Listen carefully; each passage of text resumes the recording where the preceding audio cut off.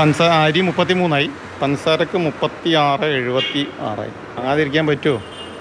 വാങ്ങണ്ടേ, ചിലവ് ചെയ്യണ്ടേ. ഓണക്കാലാണ്, ചിലവുള്ള സമയമാണ്.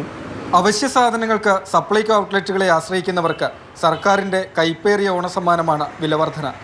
എങ്ങനെയൊക്കെ ന്യായീകരിക്കാൻ ശ്രമിച്ചാലും സാധാരണക്കാരന് അത്ര കണ്ട് ദഹിക്കുന്നതല്ല, കീശ ചോരും. ഔട്ട്ലെറ്റുകളിൽ സബ്സിഡി സാധനങ്ങൾ മുഴുവൻ എത്തിക്കാനുള്ള ശ്രമങ്ങൾക്ക് ആത്മാർത്ഥത കുറവാണ്. ഔട്ട്ലെറ്റുകളിലെ റാക്കുകൾ പലതും കാലി. ഇതിനിടെയാണ് വില കൂട്ടിയത്. കോഴിക്കോട് കോവൂരിലെ ഔട്ട്ലെറ്റിൽ 4 സബ്സിഡി സാധനങ്ങൾ മാത്രമാണുള്ളത്.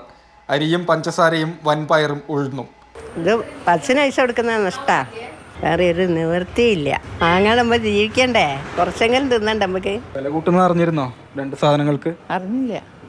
മാവേലി നാടുവാണിയിടും കാലം എന്നതുപോലെയൊന്നും വേണ്ട. സപ്ലൈകോയിൽ ആവശ്യത്തിന് സാധനങ്ങൾ എത്തിക്കണം. വില കൂട്ടിയുള്ള കൈപ്പേറിയ സമ്മാനങ്ങൾ ഇനി വേണ്ടെന്നാണ് ജനങ്ങൾക്ക് മന്ത്രിയോടും സർക്കാരിനോടും ആവശ്യപ്പെടാനുള്ളത്.